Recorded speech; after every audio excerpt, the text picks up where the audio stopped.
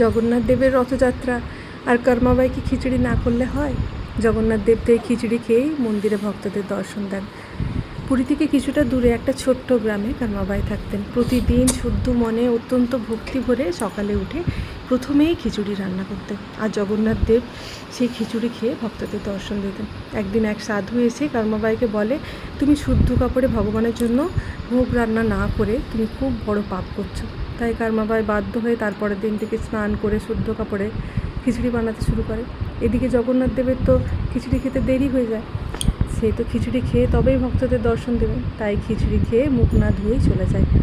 মন্দিরের দরজা খুলে পুরোহিত দেখতে পায় জগন্নাথ দেবের মুখে খিচুড়ি লেগে আছে। সেটা তিনি রাজাকে জানান, আর রাজা তখন কর্মাবাইকে ডেকে পাঠান। তারপর থেকেই কর্মাবাই মন্দিরে এসে এই খিচুড়ি বানান, আর তখন থেকেই প্রচলন হয় এই খিচুড়ির। তাই জগন্নাথ দেব এই খিচুড়ি খেয়েই ভক্তদের দর্শন দেন।